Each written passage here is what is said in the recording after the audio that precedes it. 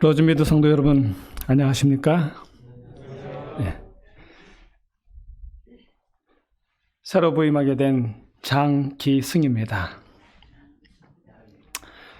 하늘에서 만나게 될 여러분들을 이렇게 미리 만나니까 너무 반갑습니다. 예. 여러분들 만날 날을 설레임과 두려움으로 손을 꼽아 기다렸습니다. 주변 분들이 제게 말씀하시기를 로즈미드 교회 가족 같고 좋은 교회라고 소개해 주셨습니다. 그래서 더 기대가 됐고요. 그 오기 전에 마음속에 한 가지 바람이 생겼습니다. 제가 여러분들의 목사가 되기 이전에 여러분들의 가족이 되고 싶다는 생각이 들었습니다. 여러분들의 가족의 일원이 돼서 함께 동고동락하면 좋겠다는 생각이 들었습니다. 그래서 이 시간에 여러분들께 묻고 싶습니다. 여러분들의 가족의 일원으로 받아주시겠습니까? 네. 감사합니다. 감사합니다. 또 특별히 오늘 부족한 사람의 취임을 축하하기 위해서 우리 또 멀리 로즈미드에서 오신 우리 목사님, 장로님들, 또 집사님 가정 감사합니다. 또 우리 앞에 앉아 계신 우리 스티븐 김 장로님, 로즈미드 교회에 출석하고 계시는 거는 제가 소식을 들어서 알았지만 또 오늘 이렇게 딱 맞춰서 예배를 참석해 주시니까 더더욱 감사합니다. 저는 여러분들과 함께 사랑하시되 끝까지 사랑하셨다고 하는 제목으로 말씀을 드리겠습니다. 먼저 요한복음 13장 1절의 말씀을 봉독해 드리도록 하겠습니다. 2월절에 예수께서 자기가 세상을 떠나 아버지께로 돌아가실 때가 이른 줄 아시고 세상에 있는 자기 사람들을 사랑하시되 끝까지 사랑하시니라. 아멘. 아주 오래전의 일이었습니다. 오래전 2011년에 아주 감동적인 한 기사가 났는데 그 기사의 제목은 죽은 아버지가 보낸 천국의 편지라는 그 기사의 제목이었습니다. 제 눈이 번쩍 뜨였어요. 죽은 아버지가 천국에서 보낸 편지라니. 죽은 아버지가 편지를 보내다니. 그래서 제가 굉장한 관심을 가지고 그 기사를 읽어보았습니다. 근데 그 기사의 내용이 뭐였냐면 영국 경제학 선생이었던 폴 플래너건이라 하는 그 사람에 대한 이야기였습니다. 근데 이 사람은 그 기사의 내용을 보니까 2009년에 그는 피부암으로 사망한 사람입니다. 그리고 그가 죽을 때에 5살 된 아들 토마스와 1살 된 루시를 남기고 숨을 거두었습니다. 그래서 제가 가만히 생각해보니까 폴에 대한 기사가 2011년에 났는데 이 사람이 죽은 것은 2009년이라고 기록되어져 있는 것입니다. 그래서 무슨 소리야? 2009년, 2년 전에 죽은 사람의 기사가 왜 이제 난 거야 도대체? 그런 생각이 들었습니다. 무슨 연유로 이런 기사를 냈을까 하는 생각이 들었어요. 그래서 제가 더 깊은 관심을 가지고 그 기사를 읽어보았습니다. 그 기사가 난 이유는요. 죽음의 문턱에서도 오직 자식만 생각했던 부성애. 그 부성애가 많은 사람들을 감동으로 적셨기 때문에 그것이 기사화된 것입니다. 폴은 암 진단 받은 지 9개월 만에 온 몸에 퍼져서 숨을 거두게 되었습니다. 그렇게 그는 생사를 오가는 중 암투병 중에도 자신들을 그 자녀들을 위해서 훗날 자신의 빈자리를 다시 낼 선물을 준비해 두었습니다.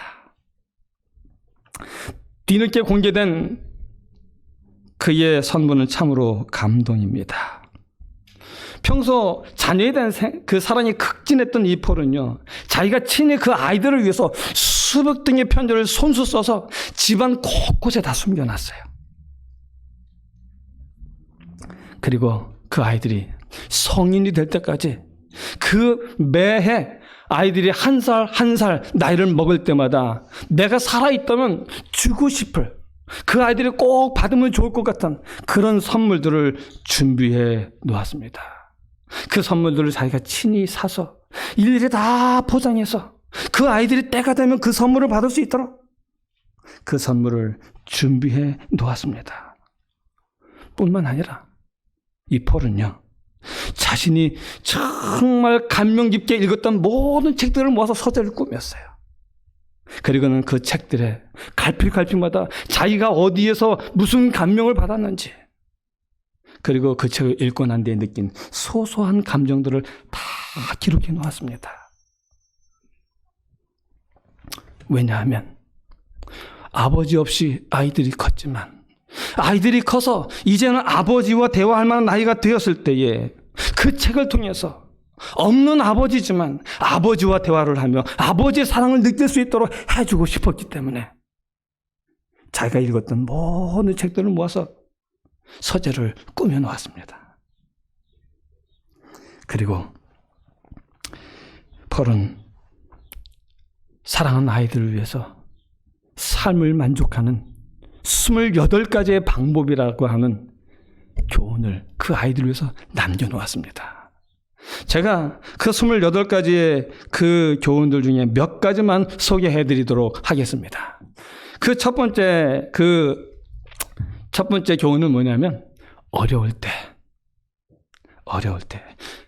다른 사람이 힘들 때, 혹 내가 어려울 때라도 친절과 사료와 연민을 가지라는 것입니다.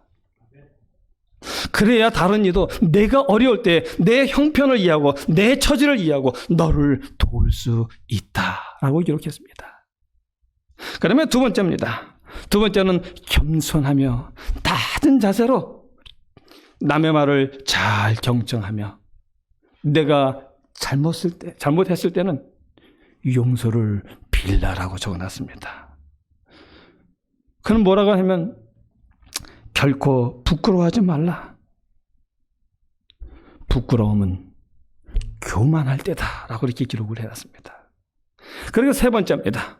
세 번째는 가난한 사람에게 자비와 도움을 베풀어라. 너희가 살아가면서 가난한 사람들을 돌아보는 그 아름다운 마음을 가지고 살아라. 그 다음 네 번째입니다. 네 번째는 항상 긍정적인 마음으로 바라보며 살아라. 언제나 아직도 반이나 남았어 라고 말하지, 반밖에 없어 라고 불평하지 말라라고 그는 아이들을 위해서 기록해 놓았습니다. 그 다음에 다섯 번째입니다. 본능적으로 언제나 예하고 대답하라. 아니오라고 하는 대답의 이유를 찾으려고 노력하지 말아라. 나는 너희가 언제나 늘 예라고 하는 긍정적인 그런 사람으로 자라기를 바란다. 그 다음 여섯 번째입니다. 다른 사람이 원하는 것보다 더 많이 주라. 그들이 원하는 것보다 더 많이 주라는 것입니다. 일곱 번째입니다. 형제의 이익을 먼저 생각해라. 나의 이익을 먼저 생각하는 것이 아니라 형제의 이익을 먼저 생각할 줄 아는 아름다운 사람이 되어주기를 소망한다. 여덟 번째입니다. 절대로 포기하지 마라. 군인같이 용감하라. 아빠가 없을지라도 군인처럼 용감하게 커다오. 자신을 가진 담대한 자가 되어지기를 소원한다. 내 뒤에는 가족들과 또 친구들이 사랑으로 밀어주고 있다는 사실을 잊지 않기를 간절히 바란다. 너는 스스로 좋은 행운을 만들어 가기를 바란다. 잘 싸워가기를 바란다. 그리고 아홉 번째입니다. 너의 어머니를 사랑하고 잘 보살펴다오. 내 어머니를 사랑하고 보살펴다오. 그리고 마지막입니다. 진심으로 너희를 사랑한다. 정말로 사랑한다. 사랑하는 아빠로부터. 폴 플래너건, 그 사람은 죽음의 그늘 아래 있었습니다. 그 사람은 죽음의 고통 아래에 있었습니다. 그래서 그는 그 누구로부터 위로받지 못할 가장 큰 슬픔 아래 있었던 사람입니다. 그럼에도 불구하고 그는 아버지 없이 커갈 아이들을 생각하니 가슴이 메어졌습니다. 그래서 몇 달 살지 못했던 그의 나머지 인생마저도 아이들을 위해서 불태워 버렸던 것입니다. 그래서 그는 아이들에게 아빠가 너희들을 얼마나 사랑하는지, 아니 얼마나 사랑했는지 그 사랑을 기억하며 그 사랑을 먹으며 자라라고 그렇게 선물들, 수북등의 편지들, 그리고 자기가 읽었던 책을 통하여 대화를 나눌 수 있는 서재를 꾸며 주었던 것입니다. 오늘 요한은 말합니다. 요한은 뭐라고 말하는가 하면 예수께서 때가 이른 줄 아시고 아버지께로 돌아갈 때가 이른 줄 아시고 세상에 있는 자기 사람들을 사랑하시되 끝까지 사랑하시니라라고 기록했습니다. 그는 이 말을 요한복음 17장 1절에서 기록을 해놓았습니다. 그리고 그는 그 이후의 모든 기록들을 적어나가기 시작을 한 것입니다. 요한이 이 말을 기록한 것은 요한복음 13장에서 요한복음 17장에 이르기까지 그 안에서 행하신 예수님의 모든 행하신 일들이 지금 보니 다 알고 하신 행동들이었다는 것입니다. 그분은 아시기 때문에 그렇게 행하셨구나라는 것을 그는 가슴 깊이 느끼며 이제 자기의 글을 통하여 보게 될 우리들에게 그것을 전해주고 있는 것입니다. 폴 플래너건이 자신의 마지막 때를 알았기 때문에 그 아이를 더 사랑했던 것처럼 우리 예수님께서도 이제 자신이 아버지께로 돌아갈 때가 이른 줄 아시고 세상에 있는 자기 사람들을 사랑하시되 끝까지 사랑하셨다라고 요한은 우리에게 말하고 있습니다. 그렇습니다. 예수님은 당신의 때를 아셨습니다. 당신의 시간이 얼마 남지 않았다는 사실을 알고 계셨습니다. 내일이면 십자가를 지게 되실 것도 아셨고요. 내일이면 당신이 십자가에 달리실 것이라는 사실도 그분은 알고 계셨습니다. 그래서 지금 예수님은 십자가의 그늘 아래 계셨고요. 고통으로 마음이 괴로우셨습니다. 예수님은 당신이 배반당할 것도 아셨고요. 당신이 버림받을 것이라는 사실도 알고 계셨습니다. 가장 모욕적인 방법으로 죽음 당하실 것도 알고 계셨고요. 당신이 구원하려고 오신 그 사람들로부터 그 사람들의 배은 망덕과 잔인성마저도 그분은 이미 다 알고 계셨습니다. 또 당신이 치르실 희생이 얼마나 큰지, 그리고 당신의 그 크신 희생이 헛된 일이 될 것이라는 사실도 알고 계셨습니다. 예수님은 이처럼 당신 앞에 놓여 있는 모든 일을 아셨기 때문에, 또 당신이 당할 수치와 고통을 아셨기 때문에 압도당하실 수 있으셨습니다. 그러나 오히려 예수님은 세상에 남겨질, 투쟁하도록 세상에 남겨질 당신의 제자들을 바라보셨습니다. 시대의 소망 643페이지에 보면 이렇게 기록을 합니다. 자신이 받으셔야만 하는 고통을 생각하실 때는 언제나 제자들과 연결지어 생각하셨다. 그분은 자신에 대하여 생각하지 않으셨다. 제자들을 염려하시는 마음이 맨 먼저 그분의 마음에 떠올랐다. 이제 그분은 당신의 마지막을 알고 계셨어요. 마지막을 바라보실 때 그분의 마음속에 제일 먼저 떠오른 것이 바로 이 세상에 투쟁하도록 남겨질 당신의 사랑하는 자녀들이라는 것입니다. 당신의 사랑하는 제자들이 그분의 마음속에 가장 먼저 떠오른 것입니다. 오늘 그분이 말씀하십니다.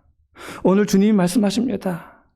이 마지막 때, 정말 마지막 때 이것을 바라보시면서 그분의 마음속에 가장 먼저 떠오르는 사람들이 바로 우리들이라고요.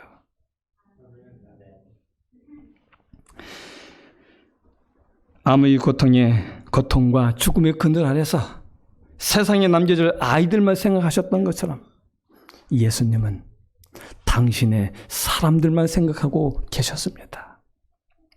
두 번째로 예수님께서는 제자들을 아셨습니다.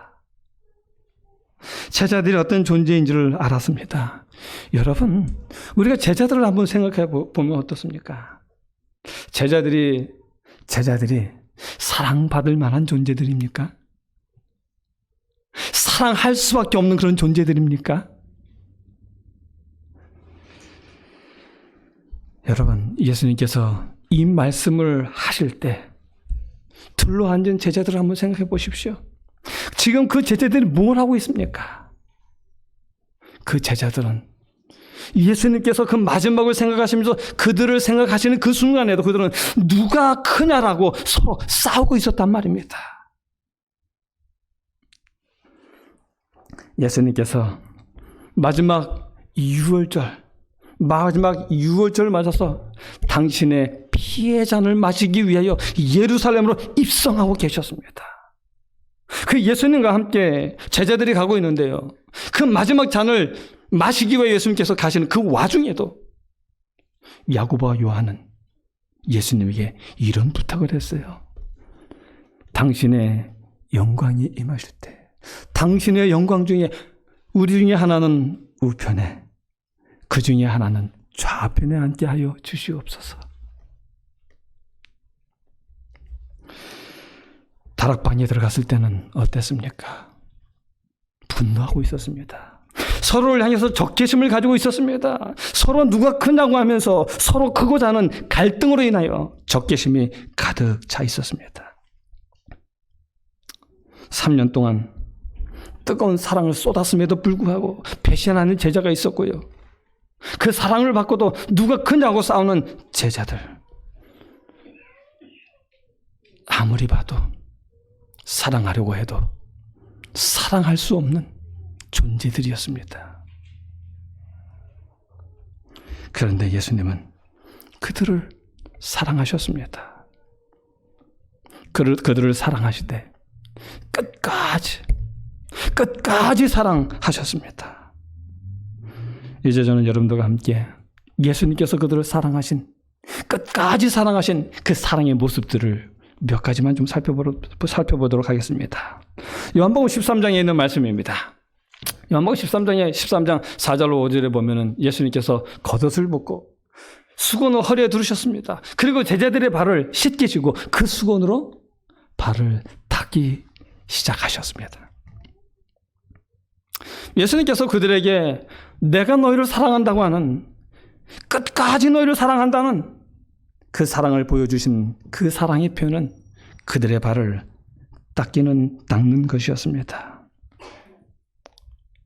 혹시 여기 남자분들 중에 내 아내를 정말 정성스럽게, 온 마음을 대해서 정성스럽게 발을 닦아주신 분 계십니까? 예, 최영국 목사님. 감사합니다.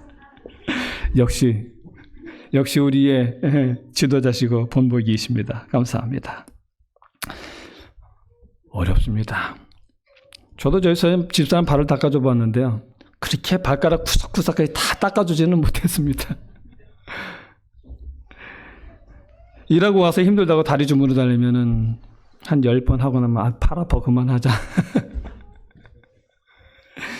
여러분, 발 씻는 일이 힘든 일이에요. 그렇죠? 발을 씻겨주는 일이 힘든 일입니다. 왜요? 발 씻어주는 일이 자존심 상하는 일이기 때문에 그래요. 발 씻어주는 일은 누가 하는 일들이에요? 종들이 하는 일들이기 때문에 그렇습니다. 그런데 우리가 어렸을 때, 정말 우리가 어렸을 때에 우리의 발을 그렇게 정성스럽게 닦아주신 분이 누구십니까? 우리의 어머니십니다. 우리의 어머니들이 우리의 발을 닦아주셨습니다. 날마다 발을 닦아주시고요. 날마다 씻겨주신 분은 바로 우리의 어머님이십니다. 밥 먹여주시고요. 똥오줌 치워주시고요. 목욕시켜주시고요.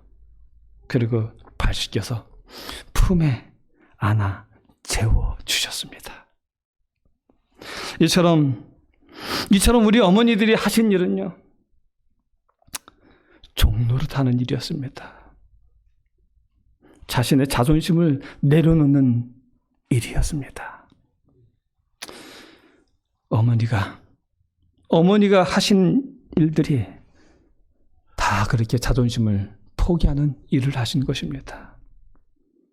그렇게 아름답게 예쁘게 꾸미셨던 어머니들이 언젠가부터 몸빼바지로 만족하며 살아가시는 그 어머니, 여자로서의 자존심을 내려놓은 것이죠. 그렇게 그 어머니들이 사랑으로 저희를 키워주셨습니다. 여러분, 사랑하는 것 어렵습니다. 그렇죠? 왜 어렵습니까? 사랑하려면 자존심을 버려야 하기 때문에 어려워요. 다 내려놔야 하기 때문에 어렵습니다. 여러분, 우리가 잘 아는 수제자 베드로는 어땠습니까? 죽기까지 예수님 사랑한다고 그가 장담하지 않았습니까? 근데 예수님께서 닭이 2번 울기 전에 네가 나를 부인할 것이다 라고 말씀하셨습니다. 베드로가 3번 울자 정말 닭이 2번 울었습니다. 2번째 울었습니다. 베드로는 그 닭이 울자 예수님이 하셨던 그 말씀이 생각났습니다. 그리고 예수님의 얼굴을 바라보았습니다. 그리고 그는 눈물을 흘리면서 달려가기 시작했습니다. 왜냐하면 인간을 사랑하기 위해서 자존심을 내려놓으신 예수님의 모습을 보았기 때문에 그는 울면서 달려갈 수밖에 없었던 것입니다. 수염이 뽑히고 뺨은 맞아서 부었고요. 피범벅이 되신 예수님의 얼굴을 봤습니다. 그래서 그는 정신없이 울면서 달려갔습니다. 그 달려간 곳은, 자기도 모르게 달려갔은 곳은 그렇게 늘 자기를 위하여 기도하셨던, 예수님이 기도하셨던 겟세마네 동산으로 달려간 것입니다. 정신없이 오느라 어딘지도 모르고 차라리 죽으면 좋겠습니다. 차라리 저를 죽여주시면 좋겠습니다.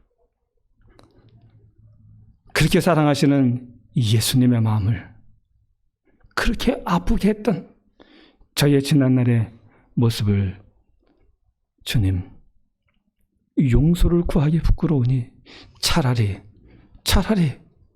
눈을 감는다면 좋겠습니다.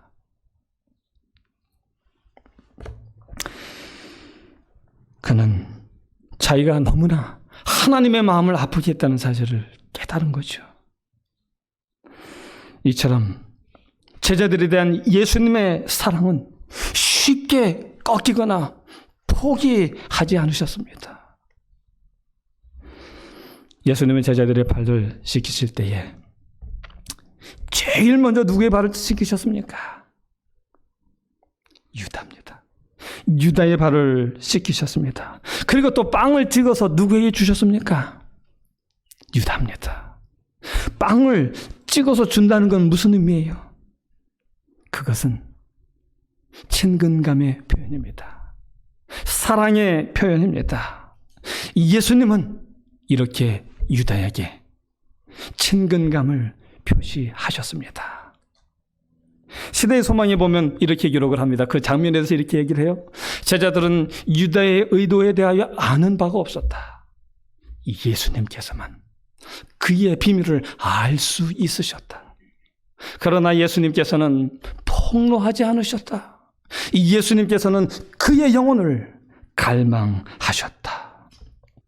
예수님은 예루살렘을 향하여 우시던 그 똑같은 부담을 가지고 울고 계셨습니다. 그분의 마음은 내가 너를 어찌 버릴 수 있겠느냐고 하는 그 울부짖음으로 그 마음이 가득하셨던 것입니다. 그래서 시대의 소망에 보면 유다는 그 사랑에 강권하는 능력을 느꼈고 그의 마음은 죄를 회개하려는 충동으로 떨렸다. 예수님을 그렇게 계획적으로 배반하려고 했던 그 유다의 마음이 떨렸다는 것입니다. 흔들렸다는 것입니다. 예수님은 처음부터 그가 배신할 것을 아셨습니다. 그러나 예수님은 이렇게 마지막까지 그가 악한 길에서 돌이킬 수 있는 기회를 주셨습니다.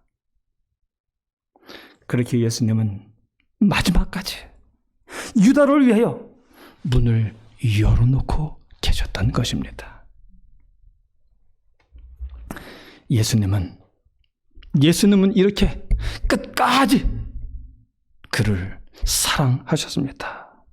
두 번째로 예수님께서 그들을 사랑하는 그 사랑을 보여주신 것은 당신의 살과 피를 주신 것입니다. 여러분, 자기의 살과 피를 줄 수 있는 분은 누굽니까? 이 땅에서 자기의 살과 피를 줄 수 있는 유일한 분은 그렇습니다. 어머니밖에 없습니다. 어머니밖에 없습니다.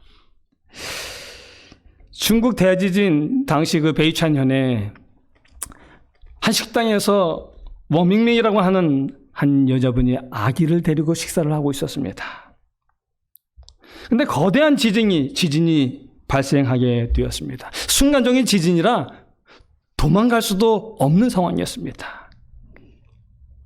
그래서 그는 아이를 살리기 위하여 두 손과 두 무릎을 땅에 대고 몸을 웅크렸습니다. 그리고 작은 공간을 만든 채 아이를 그 품에 넣었습니다. 그리고 이윽고 지진에 의해서 이 건물이 붕괴되면서 철근 콘크리트가 그 어머니의 척추를 때리면서 척추가 부러져서 그 엄마는 죽게 되었습니다. 며칠 후 구조대가 그녀를 발견하여서 시신을 드러내게 되었는데 몸을 웅크린 그 작은 공간에 아이가 있었어요. 그리고 그 아이가 거기서 엄마의 젖을 빨고 있었습니다. 그리고 콘크리트 더미가 무너진 그 옆에 그 전화기를 발견하게 되었습니다. 그리고 그 전화기를 봤는데 그 전화기에는 이런 기록이 있었어요. 사랑하는 아기야, 만일 내가 살아남게 된다면 만일 내가 살아남게 된다면 엄마가 너를 사랑했다는 걸 절대로 잊지 말기를 바란다. 여러분, 우리가 먹는 성찬이요, 우리가 먹는 떡과 마시는 그 잔이 바로 우리 예수님의 이런 희생과 사랑의 살이고 피인 것입니다. 세 번째로 예수님께서 그 제자들을 사랑한다고 보여주셨던 것은 포도나무에서 난 것을 하늘에서 새 것으로 너희와 함께 마실 때까지 내가 마시지 않겠다고 하는 것입니다. 너희 없이 포도나무에서 난 것을 내가 절대로 마시지 않겠다고요. 내 아버지의 날에서 새 것으로 너희와 마실 때까지는 결단코 내가 마시지 않겠다라고 말씀하십니다. 이 의미를 잘 이해하게 도와주는 한 책이 있는데요. 우리 시조에서 발간한 아침을 기다리는 마음이라는 책이에요. 그 책의 내용은 북에 두고 온 아이들을 향해서 쓴 편지가 기록되어 있습니다. 제가 그 중에 일부를 읽어드리겠습니다. 1950년 11월 5일이었다. 나는 직장을 얻으려고 진남포로 떠났다. 그날이 너희와 헤어지는 마지막 날인 것을 알았던들 엄마는 다 같이 얼어 죽는 한이 있어도 너희를 꼭 데리고 갔을 것이다. 국군과 유엔군이 북상하던 때 아무도 그들이 후퇴하리라고는 생각하지 않았었다. 너희들과 헤어진다는 것은 꿈에도 생각해 볼 수 없는 일이었다. 다 이 엄마가 지혜롭지 못하고 미련해서 앞을 내다볼 줄 몰라 생긴 일이었다. 집을 나오면서 엄마는 이런 말을 남겼지.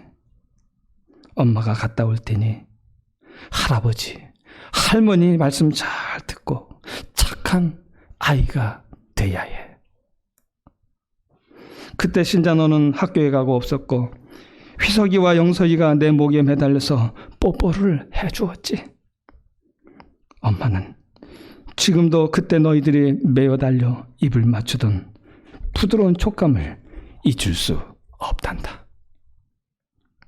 다녀온 듯한 엄마가 밤이 지나고 날이 지나도 그리고 달이 바뀌고 해가 바뀌는 38번이나 지나도록 소식이 없으니 영문을 모르는 너희들은 엄마가 걸어가던 길을 바라보며 얼마나 지루하게 기다렸겠니.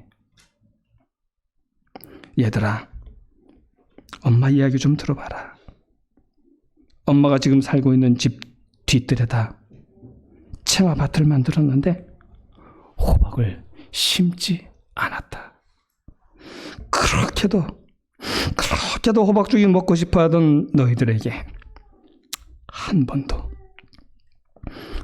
호박죽을 해 먹이지 못한 것이 생각나서 호박을 심을 수가 없었다.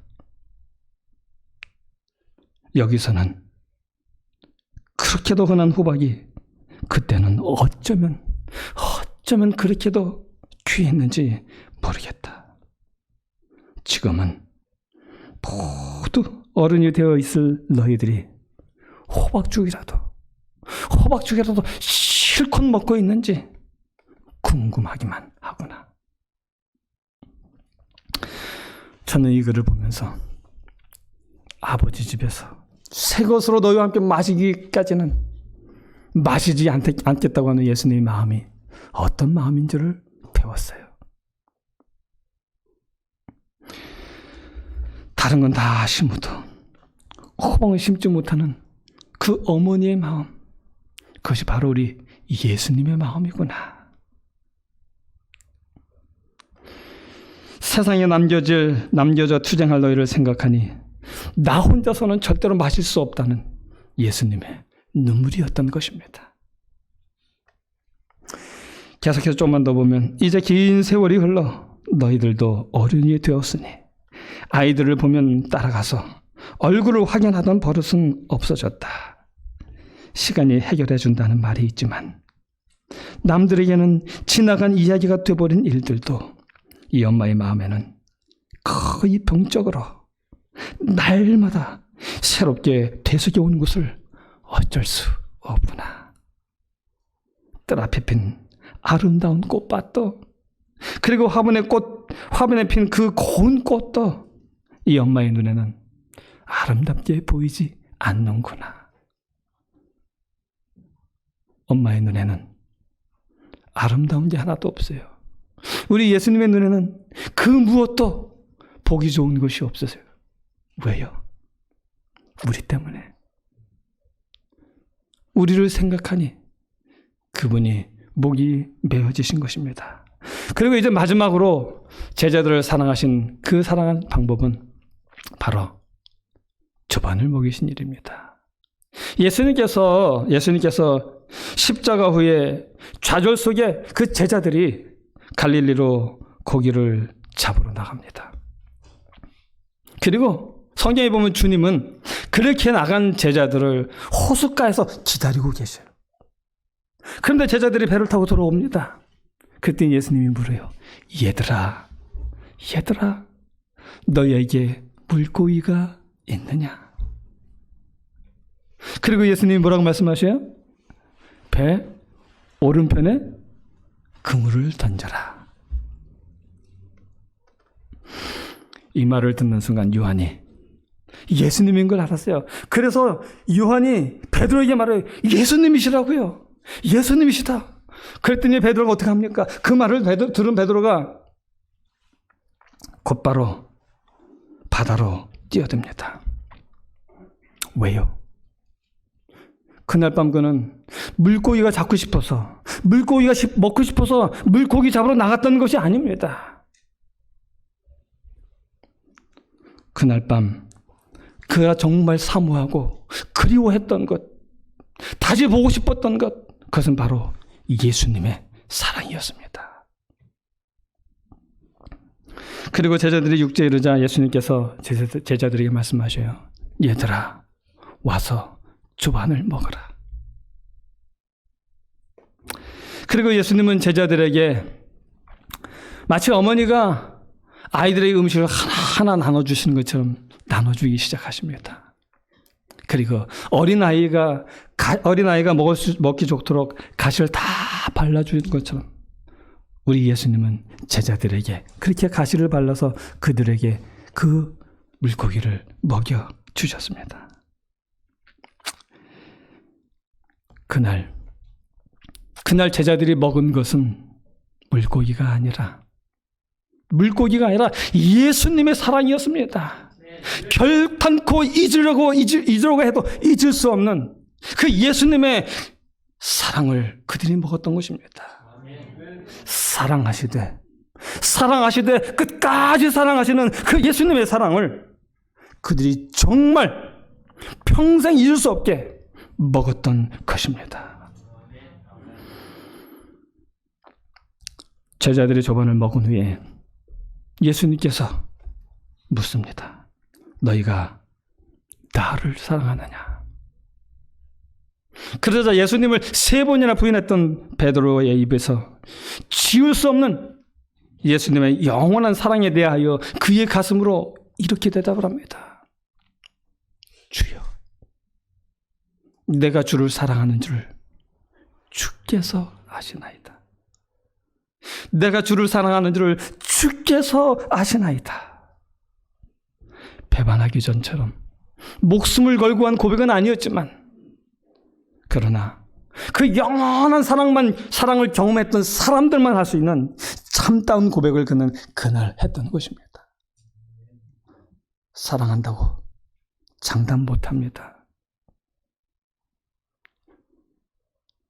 죽는 한이 있어도 배반하지 못한다고 하며 주님 사랑한다고 하는 그런 고백은 할 수 없습니다. 그러나 연약한 저의 사랑, 그러나 저의 진심이 담겨져 있는 저의 사랑을 주님께서 아시지 않습니까?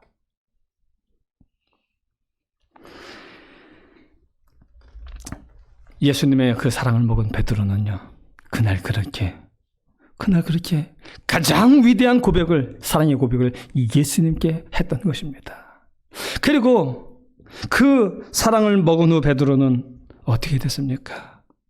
그가 십자가에 거꾸로 매달려 죽을 때까지 예수님을 사랑했습니다.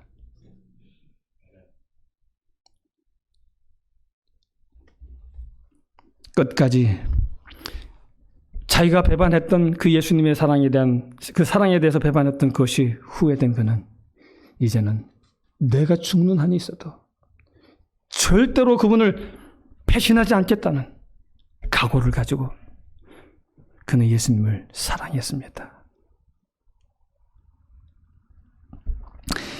이것이 끝까지 사랑하시는 이 예수님의 사랑을 경험한 사람들만이 고백할 수 있는 간증입니다. 주님은 우리를 이렇게 사랑하십니다. 저는 이제 말씀을 마치면서요, 저와 여러분이 베드로처럼 예수님을 향해서 고백할 수 있으면 좋겠습니다. 주여, 내가 주를 사랑하는 줄 주께서 아시지 아니하나이까. 이 부족한 사랑도 주님 받아주시겠습니까? 이 부족한 사랑으로 주님 섬겨도 주님 그 섬김 받아주시겠습니까?